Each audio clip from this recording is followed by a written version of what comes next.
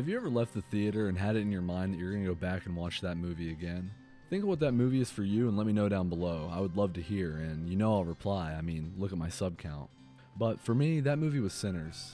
I have been to the movie theater to see Sinners 4 times. That's how great I think this movie is. I genuinely believe that it may get Movie of the Year for 2025, and it would be well deserved. There will be spoilers ahead, so if you have not seen the movie yet, you might want to revisit this video later. But without any further ado, let's jump right in. Sinners had so many great qualities that we're going to look at today that made it amazing. The characters, the plot, details, vampires, and more. The movie starts off following young Sammy, who they call Preacher Boy on account of his father being a preacher. And in the opening scene, we see Sammy injured and bloody walking into his father's church holding a guitar. And his father begins preaching to him, telling him to leave his sinning ways behind, while it flashes to one of the ending scenes of the movie, which was a really cool detail, but we'll talk more about that later. The movie also follows the twins, Smoke and Stack, who are freshly back in Clarksdale from Chicago after 7 years of working for Capone. The twins built a very large reputation for themselves and seem to be widely known. With the money from Chicago, the twins bought a sawmill from a white man named Hogwood, and they intend to turn this sawmill into a juke joint. While Smoke asks his estranged wife Annie to cook for their joint, he also discusses how it hurts coming back home because of their daughter Annie that they lost. And he wonders why her hoodoo didn't work on their daughter, but worked on himself and his brother. Smoke reconnects with her, and if you've seen the movie, you know exactly what I'm talking about. During this time, Sammy and Stack recruit Delta Slim to play the blues, and something interesting that I want you all to keep in mind is that while recruiting Delta Slim, they use his alcoholism to convince him. I think it's an interesting detail that we'll look more into when we're looking at the 7 deadly sins and the characters that represent each one. The twins also pay Bo Chow and Grace as suppliers and to be there on the opening night. And finally, Stack also reconnects with his ex-girlfriend Mary. The villain of the story, Remick, the lovable Irish vampire, runs from the Native American Choctaw who are vampire hunters.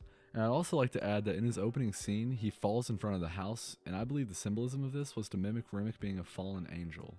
Once playing beautiful music, now searching for a way to connect back with his ancestral and musical past. He seeks help from Bert and Joanne while Remick pleads to be let inside and for protection, initially trying to play off of their basic human empathy, until he notices a clan hood behind the couple. Then he begins trying to play off of their hate instead, calling the Choctaw by slurs. I thought this was really interesting because it showed that Remick as a villain is adaptable. He tried playing off their human emotions, but then he saw something that would work better, which was their hate for people that were different from themselves, and he used that instead. This was such an interesting detail to me that I appreciated greatly. The grand opening of the Smokestack Juke Joint. A night that will take the turn for the worse, and our protagonists are none the wiser. Sammy and Slim are performing music, Annie is cooking catfish, Cornbread's watching the door, Smoke and Stack are carrying on with business as usual and enjoying the night, as well as Grace and Bo Chow. And Paraline attends out of interest for Sammy. But while Sammy is playing his music, he does something called piercing the veil, summoning spirits of music from the past and future, while playing I Lied to You. And the cinematography of this scene is absolutely amazing, and it has to be one of my favorite scenes from the movie. But while this is happening, Remick hears from outside and takes an interest in Sammy, believing that he can help him reach his own ancestors that he lost. Remick shows up to the door of the juke joint with Bert and Joanne, asking to be let in, claiming they just want to spend some money and play some music. They give a demonstration of their music playing Pick Poor Robin Clean, which was in fact quite a catchy tune, and if I'm being honest, I would have had to let them in, they just seem so polite. But however, they were turned away because of the fact that they were white. The twins didn't trust them and thought that maybe they had ill intentions, even asking if they were clan members, to which Remick took offense to, which I thought was a really funny addition. Later, Smoke and Stack realize that many of the patrons of the town are paid in company scrip, which is a substitute currency that is paid to workers that can be used in company stores. However, this payment is not profitable for the joint, so due to this, they send Mary back out to speak to Remick and his fellow vampire buddies to get a feel for them while they play Will Ye Go Lassie Go, which was another great song to add to the soundtrack. While Mary is talking to Remick, he shows her gold coins, and I quote, "from a different time." And as she accepts these coins, she accepts her fate. Remick tells her that he senses a great sadness in Mary from losing her mother, and that he wants to save her from her fate, and he wishes he could have saved Mary's mother as well. And then inevitably, he bites Mary and turns her into a vampire. Mary makes her way back into the joint and asks Cornbread to let her in. You know, since she's a vampire at this point, she has to. She goes straight to Stack and seduces and bites him, turning him as well. Smoke and the others catch her right as she's biting Stack and open fire on Mary, but she gets right back up and runs out. Smoke holds his brother in his final moments trying to save him and fails. After this, the patrons of the joint are asked to leave, and I think we all know what happens to them when they leave, including Bo, who left to start up the car for Grayson himself. During this time, Cornbread left to take a pee and gets bit and shows back up at the door pleading to be let back in. Annie, with her supernatural knowledge, initially believes that the group is dealing with Haints, so she tells Smoke to take caution with letting Cornbread in.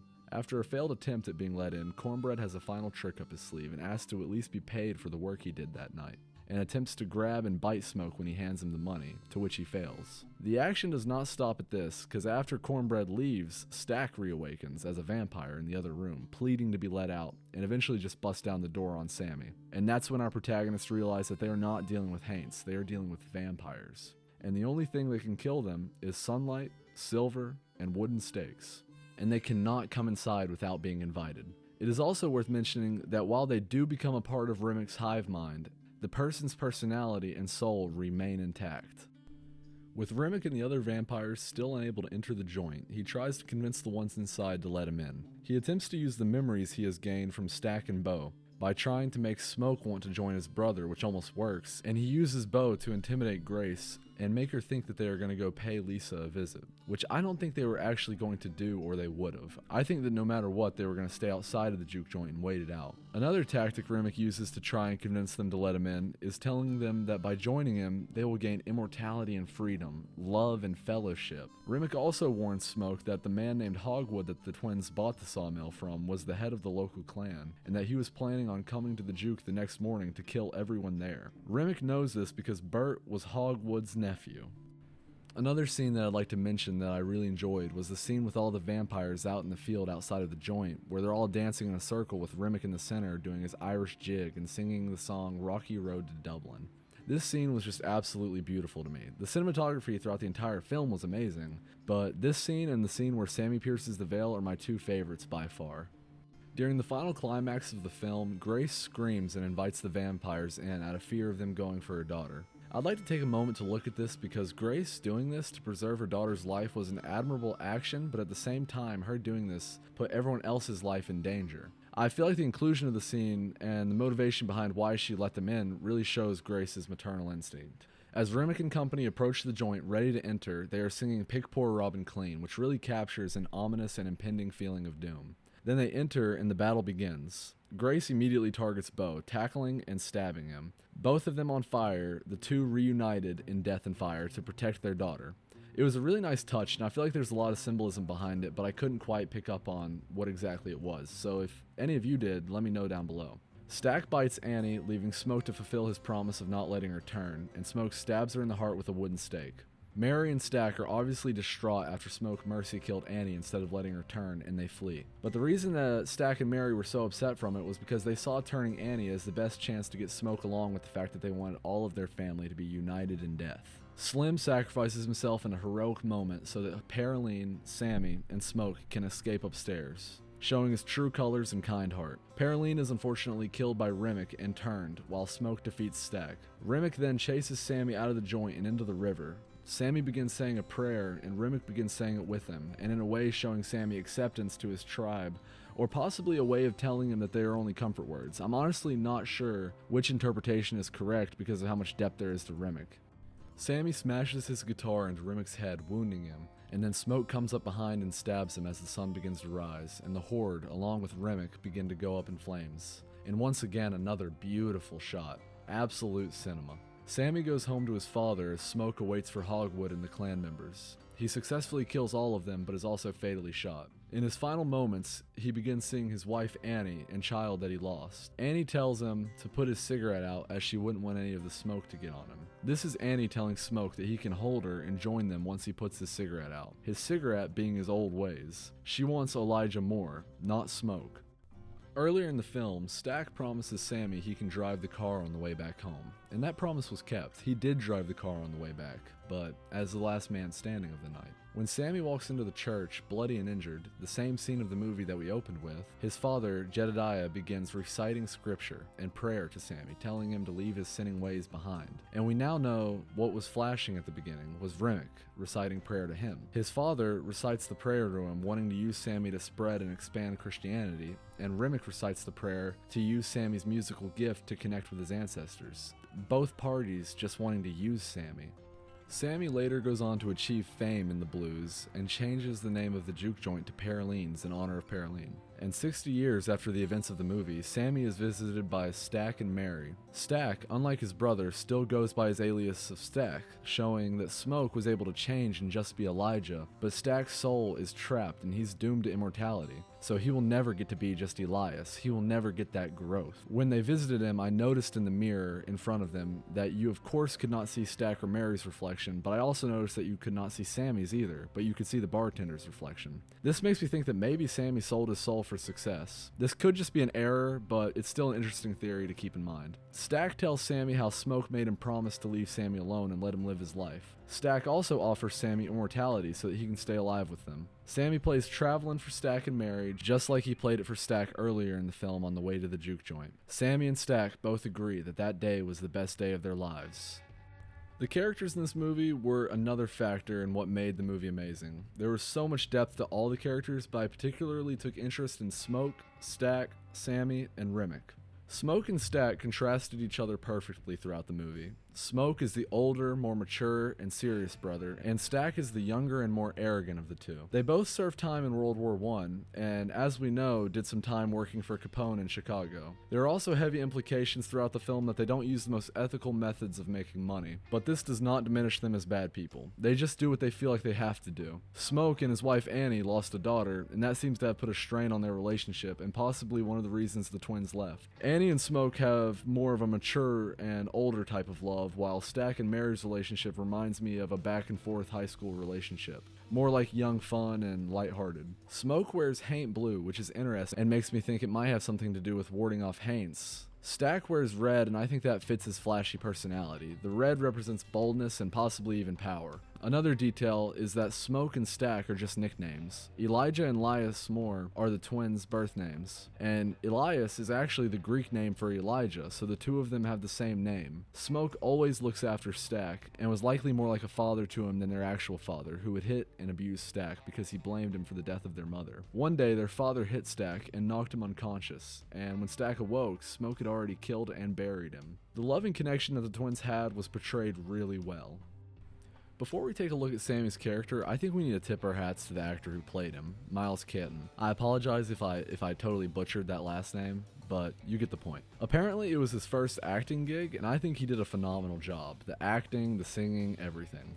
Sammy, the younger cousin to the twins, and son of Jedediah. He very much gives off the younger brother aesthetic. He struggles with the pull of his father wanting him to follow in his footsteps, and his urge to go with the twins and wanting to perform his music, which he is extremely talented in, and as we know, he possesses the ability to pierce the veil. The biggest description that I'm able to find for my interpretation of Sammy is lost. He doesn't know what to do, and he's unsure of what he wants. He's stuck in the middle of where he wants to go in life. The loop of Sammy being told by his father to leave his sinning ways behind in the opening and ending scene shows the loop of sin, I feel like, and how even when his father is telling him to stop sinning, he's in a loop that he can't or won't leave.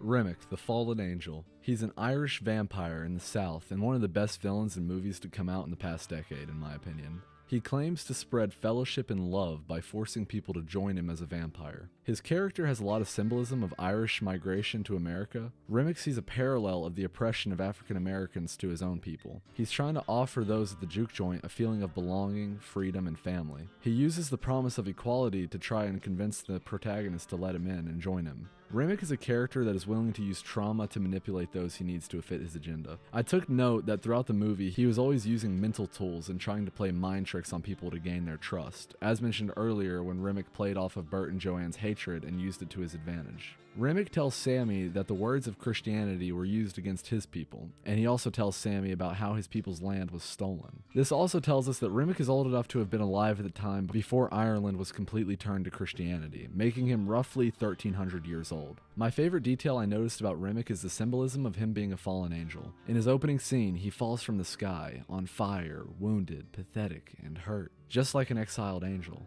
If you really think about it, he is. He used to be a normal human with the same musical love as Sammy, and now he's trapped in immortality and vampirism, forced to wander the earth alone unless he turns others to join him. Early in the film, Sammy's father tells him that if he continues down the path he is, a devil's going to follow him home. It's evident that this devil was Remick. I think the primary thing that makes Remick such an interesting character is that he's been alive for so long that he can use his past trauma he's endured throughout his life to lie and manipulate. For example, when he was telling Joanne and Bert about how he was a coward for leaving his wife behind, I believe he really did lose his wife, and was using the sorrow to enforce his lie. He didn't lose his wife to the Choctaw, but he did still lose her. This really opens up his character and shows that he's not a pure evil villain doing it for the love of the game. He's a man that has lost everything, his past lives, possibly his wife, everything he knew before. However, this of course does not justify his actions. He still wanted to use Sammy for his own benefit and ultimately kill everyone in the juke joint, and force them to join him, because hurt people hurt people. Remick had his land and culture stolen, so instead of moving on from that, he holds on to it and projects it onto others, wanting to do the same to them. But I think that despite this, we can still appreciate the depth and symbolism behind his character. Now for what you've all been waiting on. Several of the characters in the film reminded me of the 7 deadly sins. Stack represents greed. He's always willing to make money by any means necessary, and he always wants more. He wanted more money, so he sent Mary out to scout Remick and his people, inevitably killing both of them. Smoke represents wrath. He's angry at the world for losing his daughter, and then his brother, then his wife. At the end of the movie, he unleashes his wrath on the clan members in his final moments. He could have left with Sammy, but instead he stayed out of anger, his final error. Slim represents gluttony. He initially wasn't willing to perform at the juke joint, but Stack was able to convince him, promising him Irish beer. He is a drunkard. If Slim never agreed to play at the juke joint, then he wouldn't have met his end. So if he didn't give in to that temptation of the alcohol, he wouldn't have died. Paraline represents lust, as she was a married woman but was tempted by Sammy to attend the grand opening of the juke joint and cheated on her husband with Sammy. Remick represents envy. He wants the power that Sammy holds with his music. Sammy represents sloth, not in the physical sense of being lazy, but in the way that he ignores his spiritual duties. Grace represents pride. She put what she wanted in front of the safety of the group and caused the vampires to be able to enter. The movie isn't called Sinners for no reason. Several of these characters met their end because they gave in to their temptations. I think it's poetic in a way, and it really fits the theme of the movie.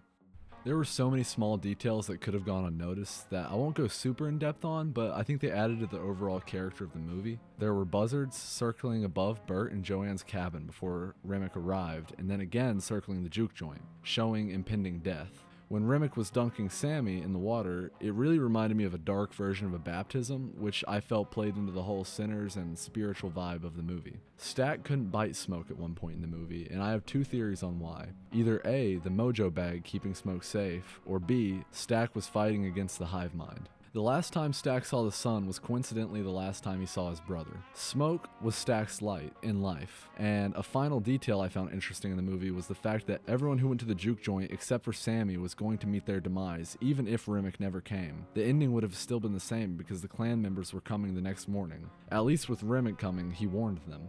Overall, this movie was perfect to me. The cinematography, the dialogue, the soundtrack, the acting, the storyline.